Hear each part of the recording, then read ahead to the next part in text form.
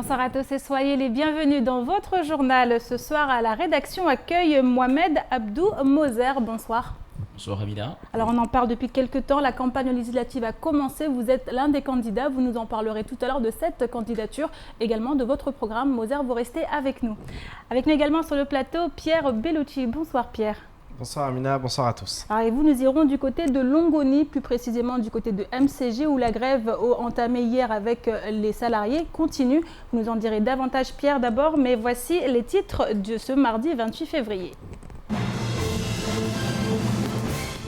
Ce matin, les agents du délégataire MCG étaient à nouveau en grève et il n'aura fallu qu'une étincelle pour que le ton monte d'un cran. Les grévistes en colère ont ainsi décidé de bloquer les locaux de leur direction, le tout à quelques heures d'une réunion placée sous haute tension. Le nouveau code du travail sera appliqué à Mayotte le 1er janvier 2018. Les travaux suivent leur cours et une conférence de presse a eu lieu ce matin afin de faire le point sur ces avancées. Gouvernance quadripartite, mise en place du SMIC, des 35 heures. Plus d'informations au cours de cette édition. À moins de 5 mois des épreuves du baccalauréat, l'association Promotion éducative à Mamoudzou lance sa nouvelle campagne d'accompagnement scolaire pour l'année 2017. 2 séances de révision par semaine seront organisées au sein de l'OIDF pour environ 150 élèves de première et terminale.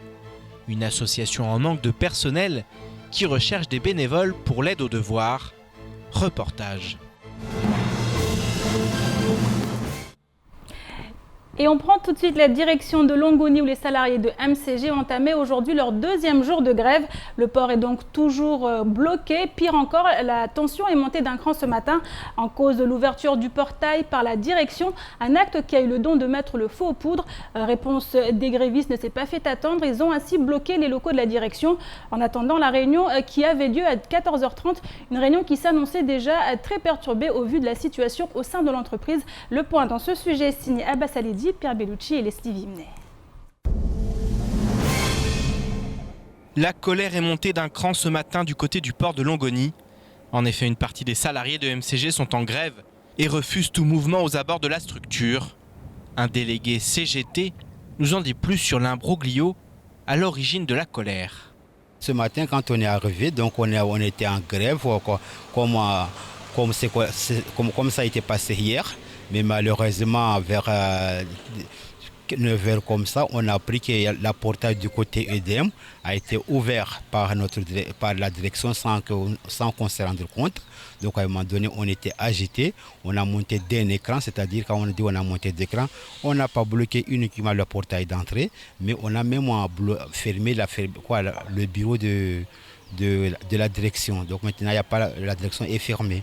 3 ans après un premier conflit, tous les problèmes semblent aujourd'hui ressurgir au grand jour pour les ex-agents de la CCI Mayotte. Ces derniers en appellent donc au conseil départemental afin qu'il intervienne en leur faveur. Le conseil général doit prendre ses responsabilités parce que la première chose à faire que cette dame avait à faire quand elle est arrivée, c'était de signer le protocole d'accord, la convention entre les salariés et la concessionnaire. C'était la première chose à faire. Comme quoi, on est bien d'accord, on va bien s'entendre et le fournir au Conseil général. Ça n'a jamais été respecté. Le Conseil général n'a jamais suivi le dossier. Aujourd'hui, là, sécurité, zéro sécurité du port. Si vous voyez la clôture qui entoure le port, c'est le Conseil général, ça. La clôture qui entoure le port, tout le monde peut passer. Elle est soudée, elle est ceci, elle est cela. Tout le monde peut entrer et sortir, aller casser des concessionnaires ou venir agresser les gens. Tiens, la manutention, aucune forme de sécurité fournie avec la manutention. Oui, on a la manutention, allez, on décharge et on charge le bateau. Mais le formulaire de sécurité, il est où? La colère gronde depuis des semaines, au point d'atteindre aujourd'hui son paroxysme. En effet, les salariés dénoncent de nombreux dysfonctionnements qui les poussent aujourd'hui à bloquer le port. Ça fait trop, c'est le ras-le-bol général, on est fatigué de se lever le matin, de venir travailler sous harcèlement, parce que le harcèlement moral aussi, elle est là, mais on n'ose rien dire. Si tu n'as pas envie, démissionne. Si tu n'as pas envie, démissionne. Si tu n'es pas content, démissionne. C'est qui va pouvoir travailler toute une journée avec ça dans la tête, hein? Si tu n'es pas content, machin, c'est où je prends dans vos salaires. Mais on est où là? On est à Mayotte, c'est un pays français, c'est un pays de droit. On se doit de respecter tout ça. Donc là, c'est bon, ça y est. Nous, on n'ouvre pas là. Nous, on n'ouvre pas. Et à chaque fois, ça fait 3 ans, on essaye de l'avoir. On essaye de l'avoir afin de discuter de ce CCNU. À chaque fois, elle repousse. Là, maintenant, c'est bloqué.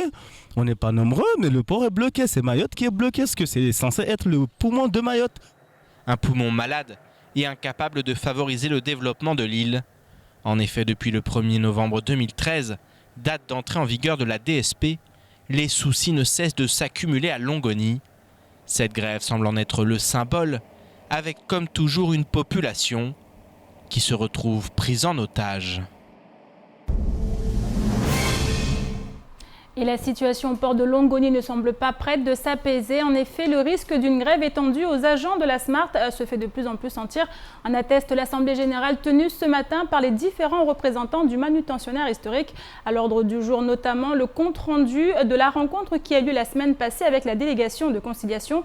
Mais un autre point aura particulièrement occupé les discussions, la question de la grève chez MCG. Davantage de précisions dans ce sujet signé à Bassalidi, Pierre Bellucci et Leslie Vinet. Le port aura vécu une nouvelle matinée animée. En effet, alors que les salariés de MCG fermaient les locaux de leur direction, un comité de la SMART se réunissait afin d'évoquer la récente rencontre avec la délégation de conciliation. C'est une assemblée qui a été organisée par le comité du pilotage, principalement suite à l'entretien qu'il y a eu entre les salariés SMART et les médiateurs en date du 24 février 2017. Et bien évidemment, on a tenu à rassembler le comité pour faire part de ce que nous avons énuméré à cette commission. Autre sujet évoqué, la question du soutien des salariés MCG en grève. Un point qui aura rapidement fait consensus. En effet, les agents de la SMART se disent solidaires avec ce mouvement. On est solidaire au mouvement, mais comme vous le savez, ça c'est un mouvement interne aux ex-salariés CCI.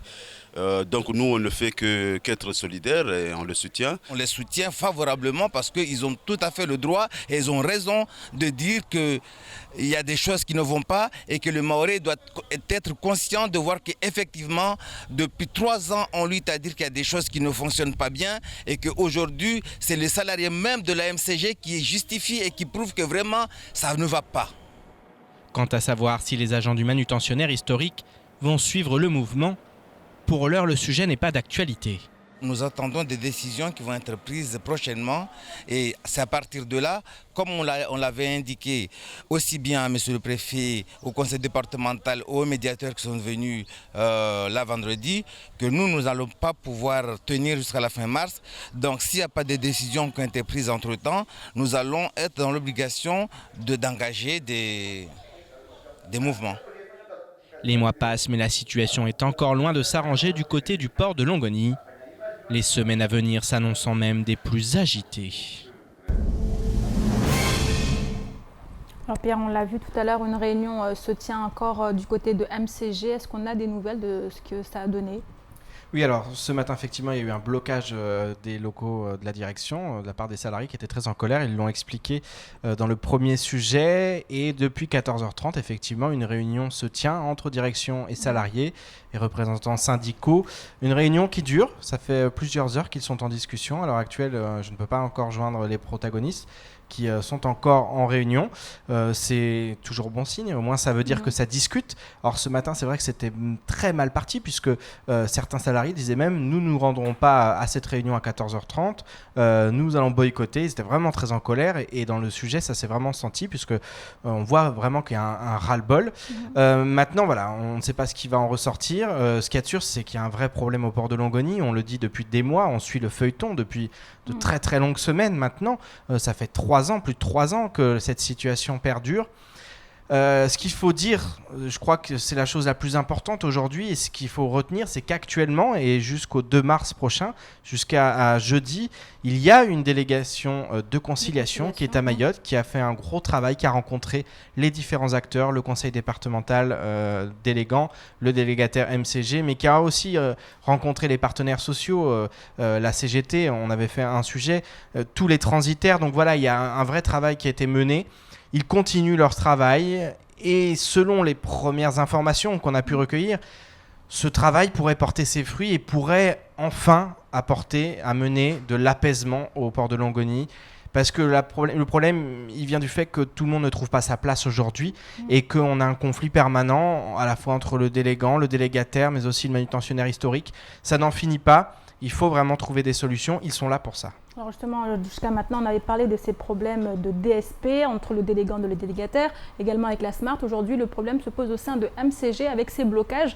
Au niveau du port économiquement, en ce moment, on est dans des troubles complets au niveau de... Oui, effectivement, parce que là, vraiment, depuis donc hier, les marchandises ne sortent plus du port de Longoni. Ils ont bloqué. D'ailleurs, c'est l'origine de leur colère ce matin vient du fait qu'une porte a été ouverte. L'un des portails a été ouvert et que forcément, il y a eu des entrées et des sorties. Ça ne leur a pas plu du tout. Ils veulent bloquer, ils veulent se faire entendre de la part de leur direction. Voilà, donc c'est encore un nouveau blocage de plus, effectivement. C'est le poumon économique de l'île, on ne cesse de le répéter, mais il tourne au ralenti depuis de longs mois. Et aujourd'hui, il faut trouver une solution. Il faut aussi qu'effectivement MCG réussisse à régler déjà ses problèmes en interne et ensuite régler les problèmes externes. Et Dieu sait qu'ils sont nombreux aujourd'hui. Donc on va suivre ce qui se passe, mais ce qu'il y a de sûr aujourd'hui, c'est que ça ne va pas et qu'il va falloir trouver des solutions. Alors, est-ce qu'on va aller à la solution extrême, c'est-à-dire celle de la justice qui pourrait trancher pour une dissolution de la délégation de service public. Ce que beaucoup souhaitent d'ailleurs. Ce que beaucoup souhaitent, les syndicats bien entendu, et les salariés, les agents de la SMART, les dockers, ne cessent de le réclamer. Ils veulent une dissolution de la DSP, ils ne veulent plus de MCG au port de Longoni, ils ne veulent plus d'Idanel au port de Longoni, ils veulent un grand port maritime. C'est une solution extrême qui coûterait très très cher au département. Parce qu'on sait, ces grues, ces investissements à coût de millions d'euros qui devraient être remboursés, ça serait terrible, ça serait un retour en arrière criant et qui ne serait bon pour personne. Mais s'il faut en passer par là pour qu'effectivement, enfin, le port puisse se développer et qu'enfin il devienne un véritable poumon économique pour Mayotte, eh bien, il faudra le faire. Mais ça, c'est à la justice d'en décider. Et puis, on va voir, bien sûr, avant tout cela, ce que va donner cette délégation de conciliation, cette réunion. On verra bien ce qu'il en ressort. Mais il faut espérer vraiment que cette situation s'apaise très prochainement. En tout cas, on continue à suivre la situation du côté de Longoni. Et autre sujet à présent, les échéances électorales qui arrivent à grands pas. Et à Mayotte, une pléiade de candidats sont aujourd'hui en lice. Pour ce qui est des législatives, il ne se passe plus une semaine sans que de nouveaux prétendants se déclarent. Mais si certains briguent un premier mandat de parlementaire, d'autres en revanche vont tenter de se succéder à eux-mêmes. C'est notamment le cas du député Bonali Saïd Toumbou qui était sur notre plateau ce matin. Ce dernier est ainsi revenu sur ses 5 années passées à l'Assemblée nationale avant d'évoquer sa probable candidature en vue des élections qui auront lieu en juin prochain. On l'écoute lors de la matinale de Kwesi. La probabilité de ma candidature serait liée premièrement au fait que je risque de me retrouver dans la rue une fois les élections si je ne m'étais pas présenté. Et puis deuxièmement, j'ai encore des choses à présenter à Mayotte, des thématiques à défendre et une vision à apporter concernant l'avenir du pays. Et donc forcément, autour de ces deux paramètres se décideront, mais en même temps, il y aura aussi la population. J'ai été très fortement décrié dans ma façon de faire. J'ai entendu au travers des déclarations des députés hier qu'il y a eu une guérilla pendant ce quinquennat, une guérilla parlementaire. Je pense avoir été en partie victime de cette situation, puisque quand on vient des Outre-mer et qu'on n'avait pas été encore rodé dans la machine parlementaire, forcément on est plus ou moins exclu. Législative, toujours avec notre invité Mohamed Abdou Moser, qui lui est candidat justement pour les législatives en juin prochain. On l'a vu, on a entendu parler le député Bouanali. Aujourd'hui, vous briguez également le mandat de parlementaire. Aujourd'hui, Moser, qu'est-ce que vous pensez pouvoir apporter à Mayotte ? Alors, avant de dire ou d'énumérer ce que je peux apporter à Mayotte, je voudrais d'abord dire à mon grand frère Bouanali d'écouter la voix de la sagesse et de faire... les Mahorais ont fait le bilan de ces 5 années de mandat et je crois que ne le continuez pas. Donc il serait plus juteux et préférable de rester à la maison comme l'a fait Abdoulatif, parce que sinon je crois que ça sera comme un Abdoulatif bis de 2012. Donc aujourd'hui, vous savez, longtemps on nous a fait croire que la politique doit être faite par une certaine caste. Et au bout de 30 ans, on fait le bilan de ce caste et on se rend compte que Mayotte est à refaire. Donc du coup, aujourd'hui, on a compris que Mayotte doit être développée avec les moins jeunes et les plus jeunes. Comme ça, avec ce mélange, on doit avoir une complémentarité pour justement donner une impulsion à ce département pour qu'on puisse sortir enfin de ces problèmes. Donc vous, clairement, c'est la jeunesse, votre jeunesse que vous comptez apporter au développement de Mayotte, mais il faut aussi un programme. Écoutez, Amina, si vous comptabilisez la population de Mayotte qui est à plus de 60% de moins de 30 ans, je crois que les jeunes ont largement leur place sur ce territoire. Donc, compte tenu des difficultés qu'on rencontre ici dans tous les domaines, je vous rappelle, et vous savez bien qu'on ne peut développer ce territoire qu'à partir de l'éducation. Et combien vous savez, l'éducation est au très mal ici sur le département.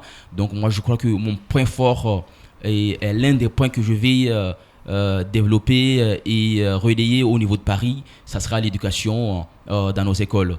Donc aujourd'hui, si je me porte candidat, parce que on a fait le bilan et on se rend compte que dans l'ensemble des administrations ici à Mayotte, il y a pas, les Mahorais ne sont pas représentés. Donc du coup, le Mahorais n'est pas représenté parce que il n'a pas eu les bases au niveau de l'éducation, parce que vous savez bien que le savoir c'est le pouvoir. Donc du coup, quand vous dites Mahorais, Moser, précisez. Non mais le Mahorais, c'est le Mahorais natif français de Mayotte, parce que vous savez bien que il y a des lois où il y a un certain nombre de procédures qui avantagent un certain nombre de locaux dans les autres départements, la préférence locale. Donc ce qui est vrai à La Réunion doit être vrai à Mayotte. Donc moi aujourd'hui sur le projet de l'éducation, moi je crois que il faut que l'État français et les élus locaux prennent leurs responsabilités pour restructurer les écoles mahoraises, parce que sans école, on peut se battre pendant 200 ans et on pourra pas développer notre territoire. Donc c'est pourquoi aujourd'hui, parmi les mesures de loi que je voudrais prendre, vous savez bien que maintenant à Mayotte, l'école privée à la côte ici, et il n'y en a pas beaucoup. Donc je mettrai ou je demanderai à ce qu'on vote une loi qui donnerait les pouvoirs aux maires de permettre aux écoles associatives de s'intégrer dans l'école de la République. Donc pour que les habitants qui veulent et qui n'ont pas beaucoup de moyens pour s'organiser mettent leurs enfants dans l'école privée qui se trouverait... Ça demande beaucoup de moyens, beaucoup de contrôle aussi, Moser. Est-ce que les mairies aujourd'hui peuvent se le permettre? Non mais écoutez, vous savez que les bâtiments actuellement, ils existent. Il suffit d'une organisation. Moi j'ai vu dans plusieurs communes de Mayotte, il y a beaucoup de bâtiments. Il y a des parents qui veulent mettre leurs enfants dans les écoles privées, mais ils sont très éloignés. Donc quand on mettra cette loi qui permettrait aux maires de mettre à disposition, parce que ce sont les enfants de cette localité qui seront dans ces écoles. On ne va pas prendre des enfants qui viennent de je ne sais où pour se faire scolariser. C'est pas ça. Ce sont les enfants de la localité dont les parents veulent, parce qu'ils ont confiance à l'école privée, ce qui est très dommage aujourd'hui, alors que c'est l'école de la République qui doit être une référence. Mais on se rend bien compte que ce n'est pas la priorité de l'État français et de nos élus locaux. Donc il faut que ces choses changent pour que les élèves mahorais puissent bénéficier des mêmes conditions d'éducation que leurs homologues de La Réunion et de Métropole. Donc, et pour sur l'éducation, vous savez que Mayotte est le seul département sur lequel les écoles ne sont pas équipées de réfectoires. Pourquoi aujourd'hui on construit des écoles sans réfectoire alors qu'on nous a mis les rythmes scolaires en place? Donc moi je demanderais à ce que la loi soit appliquée aussi bien à La Réunion qu'à Mayotte, tout simplement. Il y a un certain nombre de choses qu'il faut inventer. Ça, il ne faut rien inventer. On construit une école qui accueille des enfants de 7h à 15h. Il faut que ces enfants soient accueillis dans de bonnes conditions. Et les conditions se trouveront si les enfants ont ou bénéficient d'un réfectoire. Moi, je crois que c'est des choses basiques qu'on demande. On ne demande pas la lune. Le Maoré, il ne veut pas la lune. Le Maoré, il veut que son enfant lui bénéficie dans les années à venir pour qu'il puisse justement défendre les intérêts de cette collectivité. Alors j'entends bien, Moser, vous comptez être ferme sur la question de l'éducation. Alors aujourd'hui, vous vous présentez en tant que candidat sans étiquette. Est-ce que vous pensez avoir les moyens justement de défendre Mayotte par rapport à ce que vous venez de dire? Vous savez, Amina, pour défendre les intérêts d'une nation, tu n'as pas besoin d'une étiquette politique. Parce que si l'étiquette construisait un département, je crois que j'en serais pas là aujourd'hui. Donc si aujourd'hui on défie justement cette classe politique, c'est parce qu'on s'est rendu compte que les élus qui vont à Paris, ils vont suivre un cap. Le gouvernement fixe un cap, qu'on va aller sur ça. Les Mahorais, ils suivent derrière. Moi, je ne vais pas faire la politique du mouton. Moi, j'ai un projet que je vais défendre à Paris. Si ce projet-là n'entre pas dans le cap qui sera fixé à Paris, je crois qu'il faut organiser une rébellion, il faut se rebeller. En métropole, il y a eu des députés frondeurs. On n'a pas entendu des Mahorais qui ont frondé pour dire que mon projet ne fait pas partie du cap. Il faut que vous intégrez mon projet dans le cap. Donc moi, je vais dire aux Mahorais qu'il faut un candidat qui sera capable de taper du poing sur la table à Paris et dire Mayotte existe, Mayotte est en souffrance, la population de Mayotte en a marre. Donc aujourd'hui, je crois que il faut que Paris entende ça et mettre les moyens pour qu'on construise Mayotte. Parce que Mayotte c'est, quand vous prenez la région parisienne, Mayotte fait un tiers de l'île de France. Donc du coup, c'est tout petit. Pour développer Mayotte, on n'a pas besoin d'attendre 15 ans ou 20 ans. Je crois qu'en 10 ans, on peut faire beaucoup de choses à Mayotte. Merci. Mais il suffit que cette volonté soit réelle au niveau de Paris.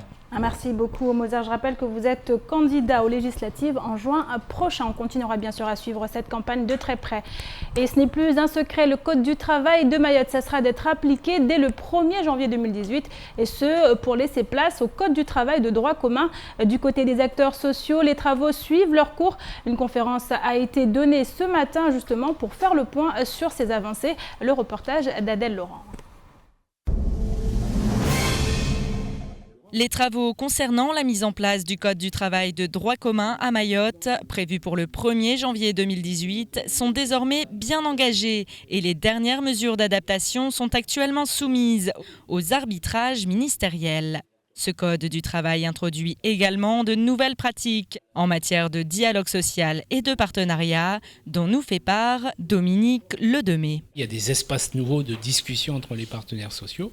Et ça, c'est ce qu'on appelle aujourd'hui le quadripartite, c'est-à-dire là où il n'y avait que l'État tout seul ou que le conseil départemental tout seul, on met en place des instances où il y a le patronat, les organisations syndicales, le conseil départemental et l'État. Donc les partenaires sociaux, à côté du conseil départemental et de l'État, ont une responsabilité nouvelle de pouvoir réfléchir aux conditions dans lesquelles on va mettre en place les différentes stratégies pour la mise en place des politiques publiques en matière de travail et d'emploi. Ils ont aussi des espaces de négociation qu'ils peuvent utiliser, s'ils le souhaitent, pour adapter le droit du travail à la réalité mahoraise. Ces sessions débuteront au mois d'octobre prochain et réuniront les syndicats, les organisations patronales, des professionnels du monde de l'entreprise, ainsi que des acteurs publics et des personnalités qualifiées. Concernant les textes existants dans ce Code du travail, certains sont toujours en cours d'examen par les différentes instances chargées de la conception des lois et des règlements, notamment ceux relatifs à la taxe d'apprentissage, au travail temporaire, mais aussi ceux concernant le SMIC ou encore le passage aux 35 heures. Comme il n'y aura plus qu'un Code du travail, de toute façon la durée légale à Mayotte à terme sera à 35 heures. Je ne connais pas le terme puisque c'est une procédure arbitrale, mais on ira vers les 35 heures dans des conditions qui seront déterminées par le ministre ou le Premier ministre. Sur le SMIC, compte tenu du différentiel de cotisation sociale à Mayotte, puisqu'il y a quand même un différentiel de près de 25% entre les cotisations sociales en métropole et à Mayotte, on devra avoir des taux de SMIC en valeur brute qui sont différents à Mayotte que dans l'Hexagone, mais a priori sans impact sur la valeur nette, c'est-à-dire sur le pouvoir d'achat du salarié. Et le développement économique et social du territoire est régi non seulement par le Code du travail, mais également par tous les codes liés aux volets fiscaux pour les entreprises et les acteurs économiques, et au Code de la sécurité sociale pour cette différence de cotisation sociale entre Mayotte et le reste du territoire de la République. Tous ces codes sont liés et ne s'appliquent pas forcément au même moment, au même territoire, et tout le travail des services, que ce soit à Paris ou que ce soit ici, c'est de faire en sorte qu'effectivement on veille bien à connaître quel sera le texte applicable, quelles seront ses conséquences et quels sont éventuellement les autres textes à modifier ou au moins obtenir une décision sur leur modification ou non, et donc leur application plus ou moins complète sur Mayotte. Encore du pain sur la planche ? Absolument, mais nous sommes là pour ça, et que ce soit 35 ou 39 heures, mes services et moi-même, nous sommes là pour travailler pour la population et pour le développement économique et social de Mayotte. Un travail fastidieux et avec pour date butoir le 8 octobre prochain, date à laquelle les acteurs de ce vaste programme d'application du Code du travail de droit commun sur le territoire doivent publier l'ordonnance finale. Mais avant cette date aura lieu le changement de gouvernement de la République française. Il y a un moment pour le débat démocratique, il y aura le choix qui auront lieu au moment des élections présidentielles puis législatives, et le gouvernement qui se mettra en place reprendra les chantiers et donnera ses propres orientations, et les services les mettront en œuvre au fur et à mesure des décisions qui seront prises par le gouvernement. Et nombreux sont ceux à se demander si la période électorale n'impliquerait pas un ralentissement des travaux en cours, et s'interrogent surtout sur l'incertitude quant aux directives prises par ce futur gouvernement concernant ce nouveau Code du travail. Et je vous propose maintenant de faire un petit tour d'horizon du reste de l'actualité de ce mardi 28 février. C'est tout de suite dans l'actualité en bref. La valse des visites des candidats à l'élection présidentielle continue, même si après François Fillon, c'est au tour d'Emmanuel Macron de déprogrammer sa venue à Mayotte. Alors qu'il était attendu entre les 17 et 19 mars prochains, le débat organisé par TF1 le 20 mars aura eu raison de sa visite. Une autre date est envisagée, mais son calendrier apparaît bien trop chargé pour permettre un voyage dans l'océan Indien. Celui qui est désormais soutenu par le MDM ou encore le NEMA risque donc de faire l'impasse sur le 101e département de France. Autre venue et non des moindres, celle de la ministre des Outre-mer Erika Bareitz. Elle est attendue à Mayotte les 9, 10 et 11 mars prochains, soit 4 jours après la venue du ministre de l'Intérieur Bruno Le Roux. À moins de 2 mois du premier tour des présidentielles, le parti au pouvoir semble bien décidé à convaincre les Mahorais que ce quinquennat aura été bénéfique pour l'île aux Lagons. Une opération séduction qui fera également office de bilan pour le président François Hollande. Parmi les bonnes nouvelles du plan Eau Mayotte, la ministre des Outre-mer a notamment annoncé un assouplissement des restrictions d'eau. Depuis aujourd'hui, les 8 communes du Sud ne seront plus coupées 2 jours sur 3, mais 1 jour sur 2. La mesure prend effet immédiatement et implique des changements dans le planning des tours d'eau.